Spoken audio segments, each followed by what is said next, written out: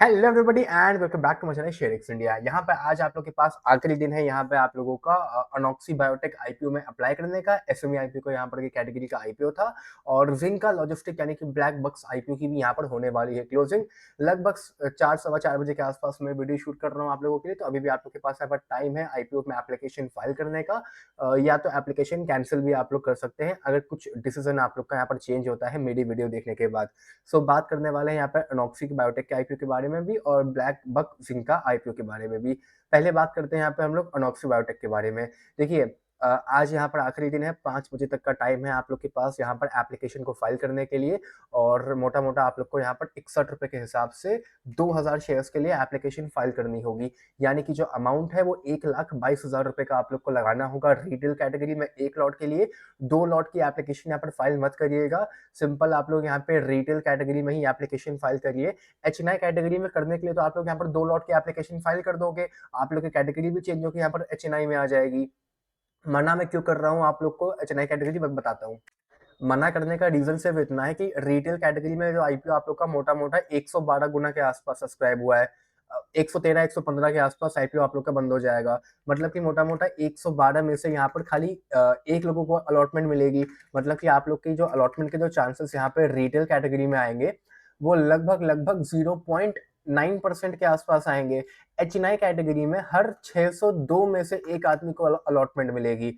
आप फ़र्क देख रहे हैं? एचएनआई कैटेगरी में आप लोग की जो अलॉटमेंट के चांसेस हैं, वो 0.91% है और रिटेल में 0.9% है। मतलब कि मोटा-मोटा अगर मैं आप लोग को बताऊँ तो 9 गुने का फ़र्क हुआ। अभी थोड़ी बहुत टिपिकल सी कैलकुलेशन है, सिंपल सा बता रहा हूँ। रिटेल कैटेगरी में 112 में से 1 को मिलेगी, एचएनआई में 602 में से 1 को मिलेगी। बाकी मर्ज़ी आप लोग की कि आप लोग को यहाँ पर कौन सी कैटेगरी में अप्लाई करना है। रिटेल में 1 लॉट और एचएनआई में 2 या उससे ज़्यादा लॉट के लिए आप लोग अप्लाई कर सकते हो।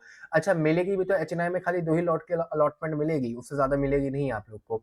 बाकी जीएमपी थोड़ा-सा कंसर्निंग हो सकता है कुछ लोगों के लिए यहाँ पर, बट आई फ़ील कि जीएमपी आप लोग का यहाँ पे शाम तक ठीक हो जाएगा, रात तक या कल तक ठीक हो जाएगा, क्योंकि आईपीओ में सब्सक्रिप्शन अच्छा खासा देखने को मिल गया यहाँ पर। उसके 2 रीज़न थे यहाँ पे। पहली बात तो मार्केट आप लोग की बंद थी सैटरडे, संडे और इस समय आईपीओस अच्छे आ भी नहीं रहे थे। तो बहुत सारे यूट्यूबर्स जैसे मैं हो गए और भी जितने लोग हैं यहाँ पर, सब लोगों ने इसी पर्टिकुलर आईपीओ की तरफ अपना ध्यान शिफ्ट कर दिया। तो हल्का-सा इसको बेफ़ालतू में प्रमोट कर दिया, जिसके चक्कर में यहाँ पे जो सब्सक्रिप्शन था वो अच्छा खासा आप लोग को देखने को मिल गया। एज़ ऑफ नाउ ₹10 की जीएमपी भी खराब नहीं है।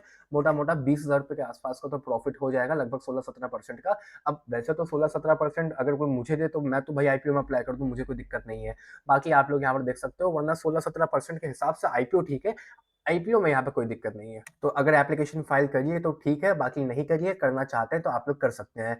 ब्लैक बक जिंका की मैं बात करूँ तो यहाँ पर इस आईपीओ का भी आखिरी दिन है एप्लीकेशन फाइल करने का और बाकी 273 में से लॉट प्राइस पर शेयर रखा गया है और 54 शेयर्स की लॉट रखी गई है।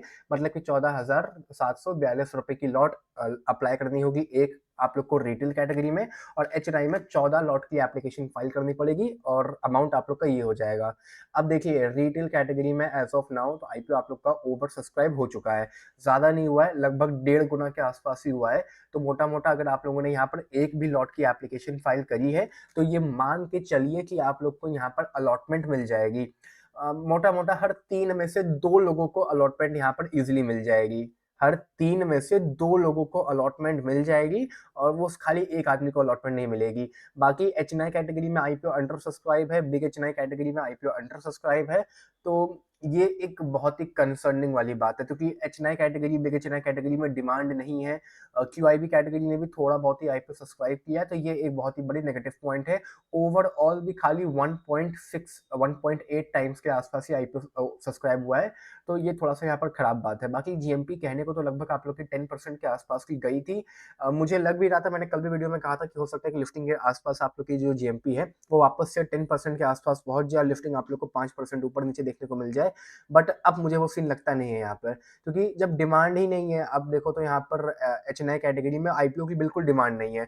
और रिटेल भी जिसको यहाँ पर अलॉटमेंट मिली है लिफ्टिंग के बाद ये लोग बेचेंगे, तो जब ये लोग बेचेंगे तो परचेज़ करने वाला कौन होगा? तो कहीं न कहीं यहाँ पर जो लिफ्टिंग है वो आप लोग की डिस्काउंट में हो सकती है, तो इसीलिए इसको अवॉइड करो। अब बाकी आजकल तो भैया ऑपरेटर का गेम होता है, ऑपरेटर चाहे तो इसको 5-10% ऊपर लिफ्ट करवा दे, लेकिन अगेन वो मेरे हाथ में नहीं है, तो एज़ पर डेटा तो मैं इससे दूर रहना चाहूँगा।